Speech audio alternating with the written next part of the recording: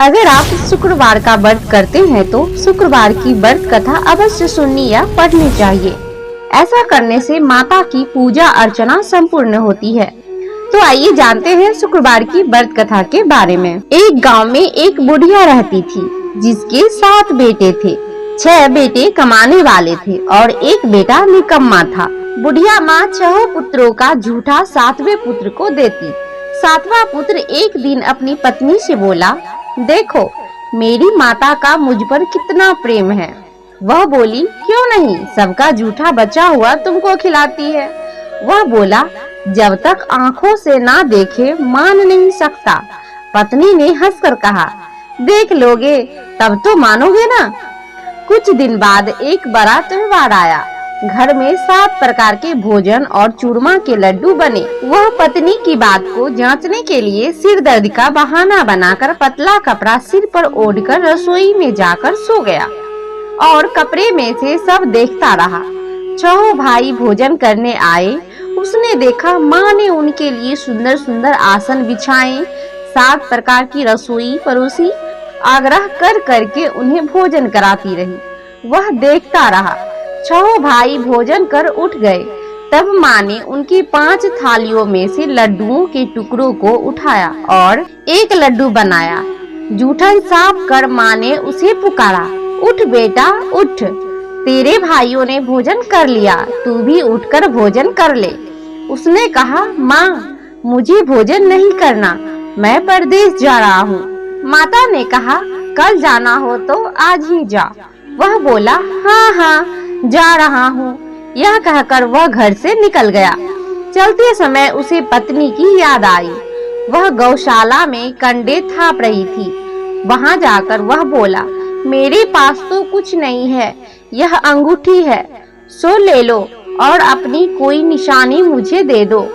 वह बोली, मेरे पास क्या है, यह गोबर भरा हाथ है। यह कहकर पत्नी ने उसकी पीठ पर गोबर के हाथ की थाप मार दी। वह चल दिया। चलते चलते दूर देश में पहुंचा।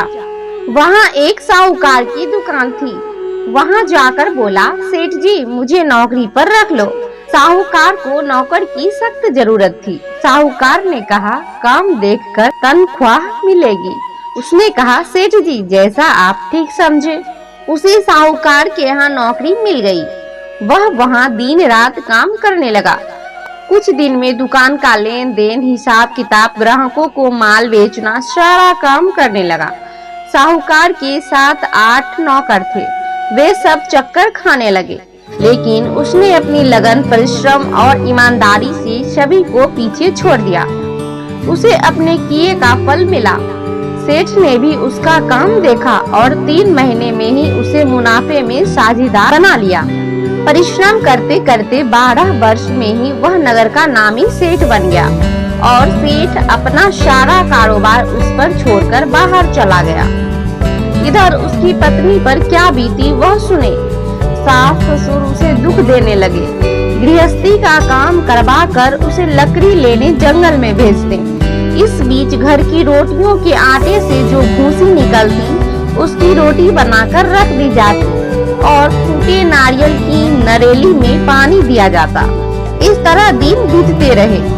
एक दिन जब वह जंगल में लकड़ी लेने जा रही थी, तब उसे रास्ते में बहुत सी स्त्रियां संतोषी माता का व्रत करते दिखाई दी। यह वहां खड़ी होकर पूछने लगी, बहनों यह तुम किस देवता का व्रत करती हो और इसके करने से क्या फल होता है?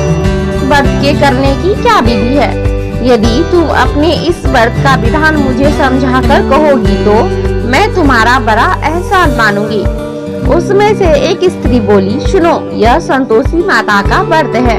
इसके करने से निर्धनता, दरिद्रता का नाश होता है, लक्ष्मी आती है, मन की चिंताएं दूर होती है, मन को प्रसन्नता और शांति मिलती है, निपुति को पुत्र मिलता है, प्रीतम बाहर गया हो तो वह शीघ्र लौट आता है, कुमारी कन्या को मन पसंद वर मिलता है, चलता मुकदमा खत्म हो जाता है, कलह क्लेश की निवृत्ति हो, मुख शांति होती है, घर में धन जमा हो, धन जायदाद का लाभ होता है तथा और भी मन में जो कुछ कामना हो सब संतोषी माता की कृपा से पूरी हो जाती है। इसमें संदेह नहीं। वह पूछने लगी, यह व्रत कैसे किया जाता है, यह भी बताओ तो बड़ी कृपा होगी। वह स्त्री कहने लगी, बिना परेशानी, श्रद्धा और प्रेम से जितना भी बन सके प्रसाद लेना। 5.25 पैसे से 5.25 आने तथा इससे भी ज्यादा शक्ति और शक्ति के अनुसार गुड़ और चना ले। हर शुक्रवार को निराहार रहकर कथा कहना, सुनना, लगातार नियम का पालन करते रहना। सुनने वाला कोई भी ना मिले तो घी का दीपक जलाकर उसके आगे जल के पात्र को रख कथा कहना, परंतु नियम ना टूटे। जब तक कार्य सिद्ध ना हो नियम पालन करना और कार्य सिद्ध हो जाने पर व्रत का उद्यापन करना। 3 माह में माता पूरा फल प्रदान करती है। यदि किसी के ग्रह खोटे हैं तो भी माता 1 वर्ष में अवश्य उनको अनुकूल करती है। कार्य सिद्ध होने पर ही उद्यापन करना चाहिए, बीच में नहीं। उद्यापन में 2.5 सेर आटे का खाजा तथा इसी अनुसार खीर तथा चने का साग बनाना। 8 बच्चों को भोजन कराना। जहाँ तक मिले देवर, जेठ, भाई, बंधु, कुटुंब के लड़के लेना। ना मिले तो रिश्तेदारों और पड़ोसियों के लड़के बुलाना, उन्हें भोजन करा, यथाशक्ति दक्षिणा दे। माता का नियम पूरा करना। ध्यान रखना उस दिन घर में कोई खटाई ना खाए। यह सुन वह वहाँ से चल दी। रास्ते में लकड़ी के बोझ को बेच दिया और उन पैसों में गुड़ चना लेकर माता के व्रत की तैयारी करने लगी और आगे चली। रास्ते में संतोषी माता के मंदिर में जाकर माता के चरणों में लौटने लगी, विनती करने लगी, माँ मैं दीन हूँ, निपट मूर्ख हूँ, व्रत के नियम कुछ नहीं जानती, मैं बहुत दुखी हूँ। हे माता मेरा दुख दूर कर, मैं तेरी शरण में हूँ। माता को दया आई। एक शुक्रवार बीता कि दूसरे शुक्रवार को ही उसके पति का पत्र आया और तीसरे शुक्रवार को उसका भेजा हुआ पैसा आ पहुँचा। यह देखकर जेठानी मुंह सिकोड़ने लगी। इतने दिनों बाद इतना पैसा आया है, इसमें क्या बड़ाई है। लड़के ताने देने लगे। काकी के पास अब पत्र आने लगे, रुपया आने लगा। अब तो काकी बुलाने से भी नहीं बोलेगी। बेचारी सरलता से कहती, भैया पत्र आए, रुपया आए तो हम सब के लिए अच्छा है। भैया पत्र आए, रुपया आए तो ये हम सब के लिए अच्छा है। ऐसा कहकर आंखों में आंसू भरकर संतोषी माता के मंदिर में गई। मातेश्वरी के चरणों में गिरकर रोने लगी। माँ मैंने तुझसे पैसा नहीं मांगा, मुझे पैसा से क्या काम, मुझे तो अपने सुहाग से काम है। मैं तो अपने स्वामी के दर्शन और सेवा मांगती। तब माता ने प्रसन्न होकर कहा, जा बेटी तेरा स्वामी जल्दी ही आएगा। यह सुन खुशी से बावली हो वह घर आकर काम करने लगी। संतोषी माँ विचार करने लगी, इसे भोली पुत्री से मैंने कह तो दिया कि तेरा पति शीघ्र आएगा, पर आएगा कहाँ से? वह तो इसे स्वप्न में भी याद नहीं करता। उसे इसकी याद दिलाने तो मुझे ही जाना पड़ेगा। संतोषी माता ने उस बुढ़िया के बेटे को स्वप्न में समझाया, पुत्र तेरी घरवाली कष्ट उठा रही है। यह बोला, हाँ माता यह तो मुझे भी मालूम है, परंतु क्या करूं, वहाँ कैसे जाऊं? परदेश की बात है, लेन देन का सारा हिसाब किताब है, कोई जाने का रास्ता नजर नहीं आता। आप ही कोई राह दिखाएं कि वहाँ कैसे जाऊं। माँ कहने लगी, सवेरे नहा धोकर संतोषी माता का नाम ले, घी का दीपक जलाकर दंडवत प्रणाम करके और दुकान पर बैठ जाना। देखते देखते तेरा लेन देन चुक जाएगा, जमा माल बिक जाएगा, सांझ होते होते धन का ढेर लग जाएगा। वह अगले दिन सुबह बहुत जल्दी उठा। उसने अपने मित्र बंधु परिचितों से स्वप्न में माता द्वारा कही गई बात कह सुनाई। वे सब उसकी बात सुनकर उसकी खिल्ली उड़ाने लगे। वे कहने लगे कि कहीं कभी सपनों की बात भी सच्ची होती है। एक बूढ़ा व्यक्ति बहुत समझदार था। वह बोला, देखो भाई मेरी बात मानो, इस तरह सच या झूठ कहने के बदले देवता ने जैसा कहा है वैसा ही करना, तेरा क्या जाता है। बूढ़े की बात मानकर नहा धोकर उसने संतोषी माता को प्रणाम किया, फिर घी का दीपक जलाकर दुकान पर बैठ गया। शाम तक धन का ढेर लग गया। वह हैरान हुआ, मन में संतोषी माता का नाम लेकर प्रसन्न हो उठा। घर जाने के वास्ते गहना, कपड़ा व सामान खरीदने लगा। सब काम से निपट अपने घर को रवाना हुआ। उधर उसकी पत्नी जंगल में लकड़ी लेने गई। लौटते वक्त थक जाने के कारण संतोषी माता के मंदिर पर विश्राम करने बैठ गई।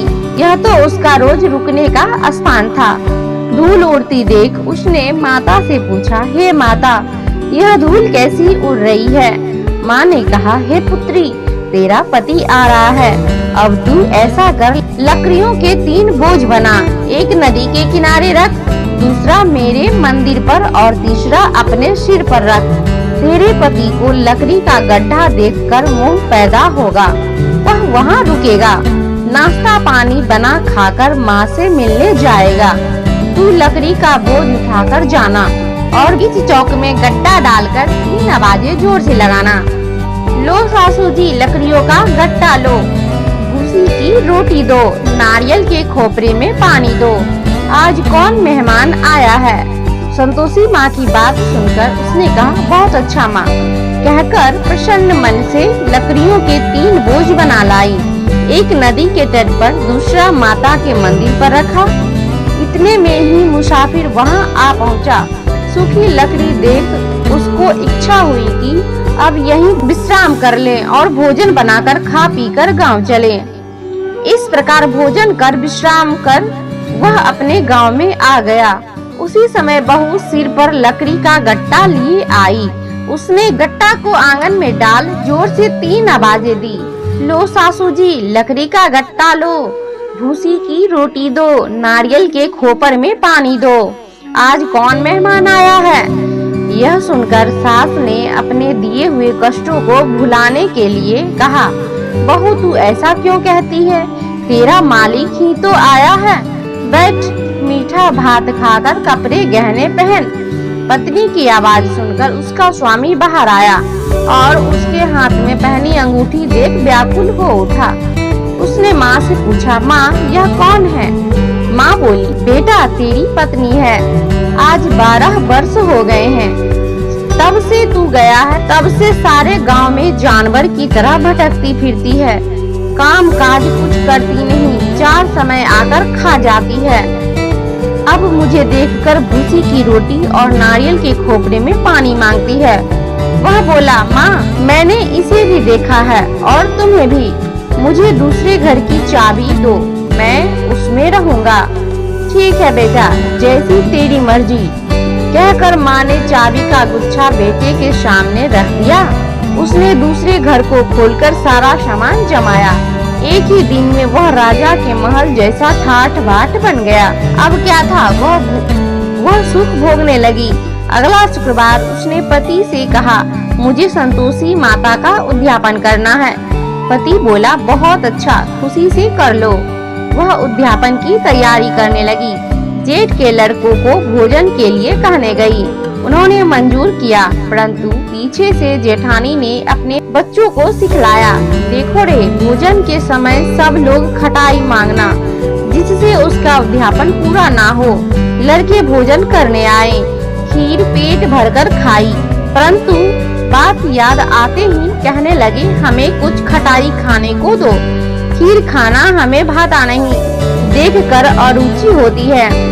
लड़के उठ खड़े हुए, बोले, पैसे लाओ। भोली बहू कुछ जानती ना थी, उसने उन्हें पैसे दे दिए। लड़कों ने बाजार जाकर उन पैसों से इमली खरीदी और खाई। यह देखकर बहू पर माताजी ने कोप किया। राजा के दूत उसके पति को पकड़कर ले गए।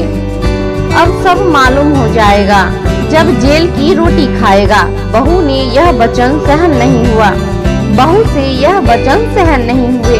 वह संतोषी माता के मंदिर में गई और कहने लगी, माता तुमने यह क्या किया? हंसाकर क्यों रुलाने लगी? माता बोली, पुत्री तूने मेरा व्रत भंग किया है, इतनी जल्दी सब बातें भुला दी। वह बोली, माता भूली तो नहीं हूँ, ना कुछ अपराध किया है, मुझे तो लड़कों ने भूल डाल दिया, मुझे क्षमा करो माँ। माँ बोली, ऐसी भूल भी कहीं होती है? यह बोली, अब कोई भूल नहीं होगी, अब बताओ मेरे पति कैसे आएंगे? माँ बोली, पुत्री जा, तेरा पति तुझे रास्ते में ही आता मिलेगा, वह मंदिर से निकलकर बाहर आई तो रास्ते में उसे अपना पति आता हुआ मिला। उसने पूछा, कहाँ गए थे?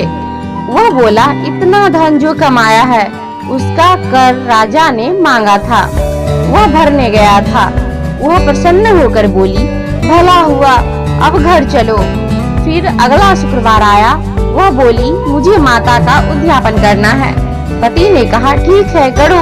वह फिर जेठ के लड़कों से भोजन को कहने गई। जेठानी ने लड़कों को सिखा दिया कि तुम पहले ही खटाई मांगना। लड़के भोजन करने बैठे, लेकिन भोजन करने से पहले ही कहने लगे, हमें खीर पूरी नहीं भाती, जी बिगड़ता है, कुछ खटाई खाने को दो। यह बोली, खटाई खाने को नहीं मिलेगी, खाना हो तो खाओ, नहीं तो उठकर चले जाना। पर उनसे ब्राह्मणों के लड़के बुलाकर भोजन करवाया। खाना हो तो खाओ। लड़के के उठकर चले जाने पर उसने ब्राह्मणों के लड़के बुलाकर भोजन करवाया। दक्षिणा की जगह उन्हें एक एक फल दिया। इससे संतोषी माता प्रसन्न हो गई। माता की कृपा से 9 माह बाद उनको चंद्रमा के समान एक सुंदर पुत्र प्राप्त हुआ। पुत्र को लेकर वह प्रतिदिन संतोषी माता के मंदिर में जाने लगी। क्यों ना मैं ही इसके घर चलूं, इसका आसरा देखूं तो सही, यह विचार कर माता ने भयानक रूप बनाया। गुड़ और चने से सना मुख, ऊपर से मुंड के समान होठ, उस पर मक्खियां भिनभिना रही थी। दहलीज में पैर रखते ही उसकी सास चिल्लाई, देखो रे, कोई चुड़ैल डाकनी चली आ रही है, लड़को इसे भगाओ, नहीं तो सबको खा जाएगी। बहू रोशनदान से देख रही थी, वहीं प्रसन्न हो उठी, आज मेरी माता मेरे घर आई है। यह कहकर दूध पीते बच्चे को गोद से उतार दिया। इस पर उसकी सास क्रोध से बोली, अरे रांड, इसे देखकर कैसी उतावली हुई है जो बच्चे को पटक दिया। इतने में माँ की प्रताप से जहाँ देखो वहाँ लड़के ही लड़के नजर आने लगे। यह बोली, माँ जी, मैं जिनका व्रत करती हूँ यह वही संतोषी माता है। इतना कह उसने झट से घर के सारे किवाड़ खोल दिए। सबने माता के चरण पकड़ लिए और विनती कर कहने लगे, हे माता, हम मूर्ख हैं, अज्ञानी हैं, तुम्हारे व्रत की विधि हम नहीं जानते, तुम्हारा व्रत भंग कर हमने बड़ा अपराध किया है। हे माता, आप हमारे अपराधों को क्षमा करो। इस प्रकार बार बार कहने पर संतोषी माता प्रसन्न हुई। इसके बाद उसकी सास कहने लगी, हे संतोषी माता, आपने बहू को जैसा फल दिया वैसा सबको देना। जो यह कथा सुनेगा या पढ़ेगा उसका मनोरथ पूर्ण होगा। जो यह कथा सुनेगा या पढ़ेगा उसकी सारी मनोरथें पूरी होगी। बोलो संतोषी माता की जय।